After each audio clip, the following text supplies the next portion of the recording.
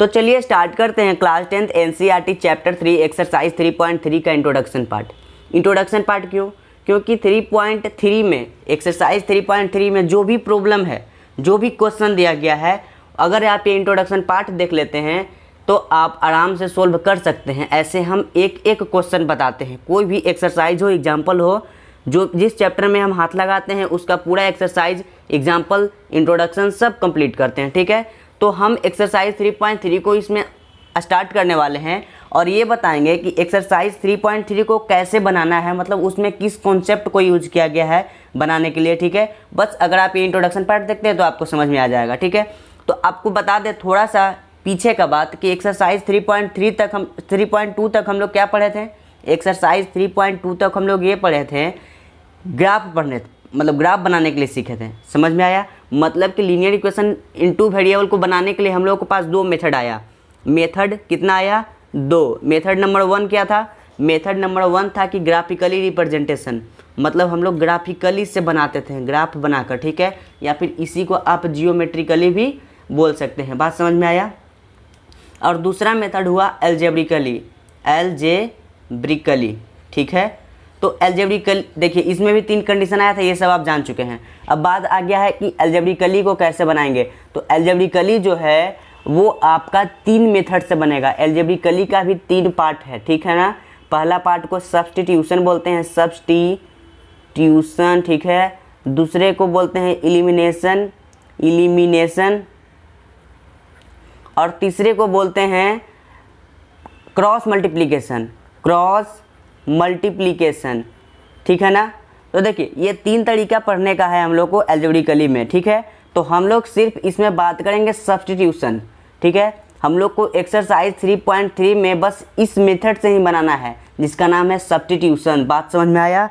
तो चलिए हम आपको एक एग्जांपल लेकर दिखाएंगे कि कैसे इसको बनाते हैं, और जैसे जैसे एक्सरसाइज बढ़ेगा उस तरह से हम लोग इंट्रोडक्शन पार्ट बनाते जाएंगे, इंट्रोडक्शन पार्ट को देखते जाएंगे। ठीक है, बस आपका काम है, बस जो भी वीडियो आ रहा है उसको देखते जाइए और अपना एक्सरसाइज बनाते जाइए, बस सिंपल इतना ही काम है। देखिए तो एक एग्जांपल ले चुके हैं। ठीक है, और हम चाहेंगे कि इस इक्वेशन को, हम जानते हैं कि आप इस इक्वेशन को ग्राफिकली सोल्व कर लेंगे। ठीक है, अब इसको कर चुके भी होंगे कितने बच्चे लोग। ठीक है, लेकिन हम चाहते हैं कि इसको एल्जेब्रिकली मेथड में, जो सब्स्टिट्यूशन मेथड जो बताया गया है, इस मेथड से हम लोग इसको सोल्व कर लें। ठीक है, तो सबसे पहले आपको बता दें कि सब्स्टिट्यूट करने का मतलब होता है कि मान लिया जाए कि एक यहाँ पे लड़का है और एक यहाँ पे एक लड़का है। ठीक है, और हम चाहते हैं कि कोई एक लड़का है, ये लड़का को हटा करके यहाँ पे इसको बैठा दें। ठीक है, यही सब्स्टिट्यूशन मेथड है। बात समझ में आया? नहीं समझ में आया तो एग्जाम्पल से समझते हैं, क्योंकि लड़का लड़का से समझ में नहीं आएगा। हम लोग जब तक एग्जाम्पल पे नहीं जाएंगे तो समझ में नहीं आएगा। लेकिन फ़िलहाल के लिए आपको बता दिए कि किसी को उसके जगह से हटाकर किसी को वहाँ पे बैठा देना, इतना तो समझ में आया होगा। तो चलिए आगे बढ़ते हैं। देखिए तो एग्जाम्पल ये है, एग्जाम्पल क्या है? 7x - 15y = 2 और x + 2y = 3। तो देखिए इक्वेशन में आपको इक्वेशन नंबर 1 है, इक्वेशन नंबर 2 नहीं लिखा रहेगा। ठीक है, बस आपको ऐसा रहेगा। ठीक है, ये इक्वेशन देगा, एक इक्वेशन ये देगा, बस इतना ही देगा। तो हम लोग क्या करेंगे कि ऐसे कर लेंगे, लेट, मतलब मान लिया गया या फिर मान लिए। ठीक है, late 7x - 15y = 2 is equation 1। बात समझ में आया, मतलब कि ये इक्वेशन 1 है। और सेकंड में क्या मानेंगे कि x + 2y = 3, ये इक्वेशन 2 है। इतना बात समझ में आया। हम मान लेते हैं कि इक्वेशन नंबर 1 है, इक्वेशन नंबर 2 है, क्योंकि 2 इक्वेशन है तो हम आपको मानकर दिखा देते हैं कि आप ये मान लीजिए कि इक्वेशन नंबर 1 ये है, इक्वेशन नंबर 2 ये है। ठीक है, अब क्या करना है कि आगे बढ़ना है, और आगे बढ़कर ये करना है कि यहाँ पे लिखना है फ्रॉम इक्वेशन 2। अच्छा, हम क्यों लिख रहे हैं? देखिए आप यहाँ पे फ्रॉम इक्वेशन 1 भी लिख सकते हैं, फ्रॉम इक्वेशन 2 भी लिख सकते हैं। मतलब लिखने का ये है मतलब कि हम यहाँ पे कोई भी एक वेरिएबल का वैल्यू निकालेंगे। जिस तरह से हम लोग कोऑर्डिनेट बनाने के लिए कोई भी एक वेरिएबल का वैल्यू निकालते थे, उसी प्रकार से यहाँ भी कोई भी एक वेरिएबल का वैल्यू निकालेंगे किसी एक इक्वेशन का। तो हम मान लिए हैं कि इक्वेशन 2 से किसी एक वेरिएबल का वैल्यू निकालेंगे। यहाँ पे लिखे ना फ्रॉम इक्वेशन 2, मतलब हम इक्वेशन 2 से किसी एक वेरिएबल का वैल्यू निकालेंगे, या तो x का या तो y का। जो भी आसान पड़े, जो भी आसान लगे कि हमको अगर y का निकालने में आसानी है तो y का वैल्यू निकालिए, x का वैल्यू निकालने में आसान है तो x का वैल्यू निकालिए। ये कोई ज़रूरी नहीं है कि हम x का निकालेंगे तो आपको भी x का ही निकालना है, ऐसा नहीं है।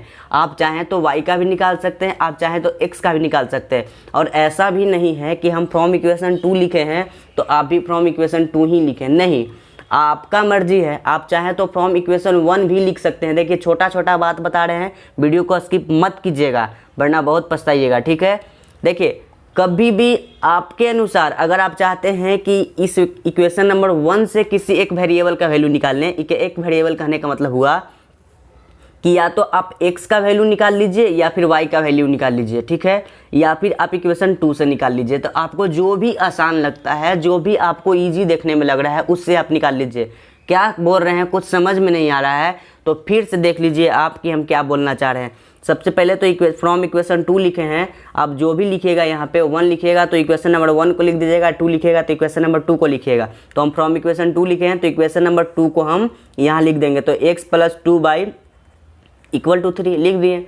हम बोल रहे हैं क्या कि किसी एक वेरिएबल का वैल्यू निकालिए। वेरिएबल क्या होता है? जो ABCD EFGHIJ KLMNOP Z तक जो भी दिख रहा है आपको, देखिए x है y है तो ABCD का है ना पार्ट, मतलब अल्फ़ाबेट ना है, A to Z में से कहीं एक x आया है एक y आया है, ठीक है। तो ये दोनों वेरिएबल हो गया आपका। तो आप इस दोनों में से किसी एक वेरिएबल का वैल्यू निकाल लीजिए, ठीक है। बात समझ में आया क्या बोल रहे हैं हम? किसी भी एक वेरिएबल का, चाहे तो आप y को निकाल लीजिए या फिर चाहे तो आप x को निकाल लीजिए। तो हम यहाँ पे x को निकालेंगे क्योंकि x को निकालना ईजी है। तो चलिए x को ही निकाल लेते हैं। x जिसको निकालना है उसको उस साइड ही छोड़ दीजिए, बाकी सबको दूसरे साइड भेज दीजिए। दूसरे साइड जाता है तो साइन चेंज हो जाता है, अगर माइनस है तो प्लस हो जाएगा, प्लस है तो माइनस हो जाएगा। बात समझ में आया? तो चलिए हम देखिए बराबर, मतलब जो बॉर्डर यहाँ पे आपको दिख रहा है इक्वल टू साइन के बाद जो भी दिख रहा है पहले उसको लिखना होता है, तो पहले उसको लिख लीजिए। और ये जो प्लस का 2 है उसको -2 कर दीजिए, 2y। ऐसा क्यों लिखें कि इसको हम पहले लिखें? इसको नहीं लिख सकते थे, लिख सकते थे, लेकिन प्लस वाले साइन को पहले लिखने में थोड़ा देखने में स्टैंडर्ड फॉर्म लगता है। बात समझ में आया? इसलिए हम 3 को प्लस में था तो प्लस को पहले रखें और ये -2y को इधर लिख दिए, ठीक है। अब चलिए आप धीरे धीरे बनाते बनाते आपको आइडिया आ जाएगा। देखिए तो इक्वेशन नंबर 3 आ गया, इक्वेशन नंबर क्या आया? 3 आया। अब क्या करना है कि हम यहाँ पे क्या लिखे थे? फ्रॉम इक्वेशन 2 लिखे थे ना। अब क्या करना है कि आपको यहाँ पे लिखना है put the value of x in equation 1। अब आप यहाँ पे समझिएगा, बहुत ही समझने वाला बात है। हम क्या बोलना चाह रहे हैं? देखिए हम आपको क्या बोले थे कि किसी भी एक इक्वेशन को उठा लेना है, तो हम इक्वेशन नंबर 2 को उठा लिए। जो भी आपको इजी दिखे उस इक्वेशन को उठा लेना है। इजी हमको इक्वेशन नंबर 2 दिखा है उसको उठा लिए। अब क्या बोले कि जिस इक्वेशन को आप उठाए हैं उस इक्वेशन में से किसी एक वेरिएबल का वैल्यू निकाल लीजिए। तो इस इक्वेशन में हम आपको क्या बताएं कि इसमें x का वैल्यू निकाल लीजिए, चाहे तो आप y का भी वैल्यू निकाल सकते हैं, जो भी ईजी लगे निकालने में उसको निकालना है, ठीक है। तो x का वैल्यू निकालने में हमको ईजी लगा तो निकाल दिए, ठीक है। तो 3 - 2y हुआ। जैसे ही x का वैल्यू आया, ये y के टर्म में आया है लेकिन है तो x का वैल्यू ही ना, तो इक्वेशन नंबर 3 इसको डालकर छोड़ दीजिए। अब क्या करना है कि जब हम x का वैल्यू निकाल लिए हैं तो अब क्या करना है कि इसी x का वैल्यू पुट कर देना है। हम अभी बोले थे ना कि एक लड़का जहाँ बैठा है इसको हटाकर किसी दूसरे लड़का को यहाँ पे बैठा देना। यही ना बोले थे कि किसी के जगह पे किसी और को बैठा देना, यही होता है सब्स्टिट्यूशन मेथड, ठीक है। तो अब देखिए यहाँ पे हम x का वैल्यू निकाल चुके हैं, इसका मतलब है कि x का वैल्यू कहीं हम पुट करेंगे, ठीक है ना। ठीक है, तो पुट करना स्टार्ट कीजिए। तो हम कहाँ पुट करेंगे? इक्वेशन नंबर 1 में या इक्वेशन नंबर 2 में? ये बात बहुत दौड़ रहा होगा दिमाग में, तो आप इस चीज़ को कंप्लीट कर लीजिए। इस चीज़ को डॉट से एकदम कंप्लीट ही कर लीजिए, मतलब क्लियर कर लीजिए। क्या क्लियर करना है आपको? ये क्लियर करना है कि जिस इक्वेशन को हम उठाते हैं उस इक्वेशन में कभी भी सब्स्टिट्यूशन मेथड का वैल्यू पुट नहीं करते हैं। बात समझ में आया? मतलब कि इक्वेशन नंबर 2 को हम यहाँ पे लिखे हैं ना फ्रॉम इक्वेशन 2, तो हमको x का वैल्यू इक्वेशन नंबर 1 में पुट करना है, ना कि 2 में। ये बात समझ में आया आपको? नहीं समझ में आया तो फिर से सुनिए।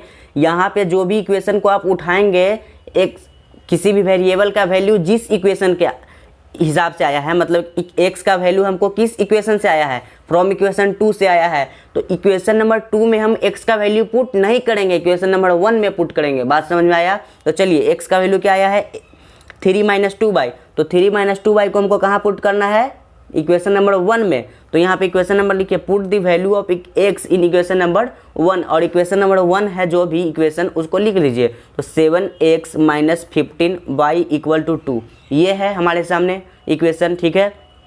अब क्या करना है कि x के जगह पे x का वैल्यू पुट कर देना है। यही बोले थे ना कि किसी एक लड़का के स्थान पे, किसी एक लड़का के प्लेस पे किसी दूसरे लड़का को बैठा देना।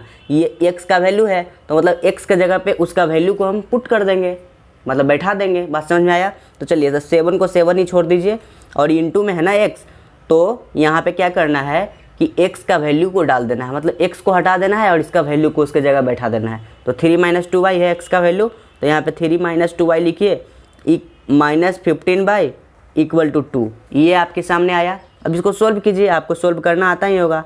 7 × 21 - 7 × 14y - 15y = 2, इतना आया। चलिए 21 - 5 × 4 = 9 और 2, मतलब 29y माइनस में = 2। अब यहाँ से y का वैल्यू निकलेगा कि नहीं? निकल जाएगा। कैसे? 21 इसको इधर कीजिए, -2 = इसको इधर कीजिए, तो प्लस का 29y, ये करना आता होगा इसलिए जल्दी जल्दी कर रहे हैं। अब देखिए इसको घटाइए, 21 में से 2 गया तो कितना बचेगा, 19 = 29y, ठीक है। अब हमको क्या करना है कि y का वैल्यू निकालना है। तो y का वैल्यू कैसे निकलेगा? y का वैल्यू निकालने के लिए y को इधर रख दीजिए, ठीक है, या फिर ऐसे देखिए 19 को इधर छोड़ दीजिए और 29 को नीचे लाइए, और यहाँ पे क्या बच गया, y बच गया। इसका मतलब y = 19/29, इतना ही आया ना, इतना आया ना। देखिए तो y का वैल्यू तो हमारे सामने साफ साफ आ गया। अब क्या करेंगे कि हमको x का वैल्यू भी निकालना है। x का वैल्यू यहाँ पे तो y के टर्म में है ना। आपसे कोई पूछेगा कि x का वैल्यू क्या है, तो x - 2y, मतलब y के टर्म में हम लोग बता रहे हैं, x का डायरेक्ट बता रहे हैं क्या। यहाँ पे देखिए y का वैल्यू पूछेगा तो हम लोग डायरेक्ट बोलेंगे 19/29 है, लेकिन यहाँ पे x का वैल्यू पूछेगा तो आप बता पाइएगा कुछ नहीं, x - 2y बता रहे हैं, है ना। तो आपको इसको नंबर में लाना है, मतलब वेरिएबल पार्ट को हटाना है। तो यहाँ से जो भी y का वैल्यू आया है उसको यहाँ पे पुट कर दीजिए। तो यहाँ पे लिखिए, put the value of y in equation 3। Equation number क्या है, ये 3 है। तो हम 3 में क्या पुट कर रहे हैं, y का वैल्यू। y का वैल्यू आप कहीं भी पुट कर सकते हैं, 1 2 3, जो भी मन करे वो पुट कीजिएगा। लेकिन x का वैल्यू जो हम आपको बताएं, जो शुरुआती दौर में हमको जो x का वैल्यू निकाले थे, वो हमको अपोजिट वाले इक्वेशन में पुट करना है। हम x का वैल्यू अगर इक्वेशन नंबर 2 से निकाले थे, इक्वेशन नंबर 2 में नहीं पुट करना है, इक्वेशन नंबर 1 में पुट करना है।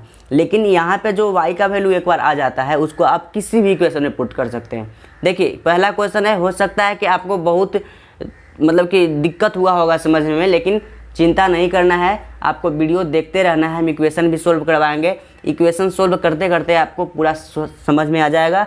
एग्जाम्पल आप बना लीजिएगा खुद से, एक्सरसाइज खुद से बना लीजिएगा। बस आपको काम करना है एक ही, कि वीडियो को देखना है, हम जो बताए हैं उसी एग्जाम्पल को आपको फिर से सोल्व कर देना है। नहीं समझ में आता है फिर से एक वीडियो देखना है, उसी को फिर से रिपीट करके वीडियो को देख लेना है। कंप्लीट आपको समझ में आएगा, पक्का समझ में आएगा, इस बात को गारंटी हम आपको दे रहे हैं, ठीक है। अब देखिए y का वैल्यू हमको किस में पुट करना है, y का वैल्यू हमको इक्वेशन नंबर 3 में पुट करना है। तो इक्वेशन नंबर 3 क्या है, यहाँ पे देखिए x = 3 - 2y, यही है ना। तो चलिए x को छोड़ दीजिए, 3 को भी छोड़ दीजिए, -2 को भी छोड़ दीजिए, और y के जगह पे 19/29 को लिख दीजिए। बस इतना ही काम करना था। x = 3 - 38/29, ठीक है। अब क्या करना है कि अब x का वैल्यू यहाँ पे एलसीएम लीजिए, 29 को 3 टाइम्स पढ़िए, कितना आएगा, 9 × 27 बाकी अंदर 2, 3 × 6 7 8 87, और यहाँ पे 38, ठीक है। अब इसको घटाइए, तो 17 में से 8 जाएगा तो कितना बचेगा, 17 में से 8 जाएगा तो मतलब साफ घटा कर आपको साफ साफ दिख रहा होगा कि 49/29 आ रहा है, मतलब 49/29 ये आ रहा है, आपके हिसाब से आप दिख रहा है। तो आप क्या देखें कि x का वैल्यू 49/29 आया और y का वैल्यू 19/29 आया, बस इतना ही आया ना। तो यही सब्स्टिट्यूशन मेथड था। हम उम्मीद करते हैं कि आपको बहुत ही अच्छा समझ वीडियो आया होगा।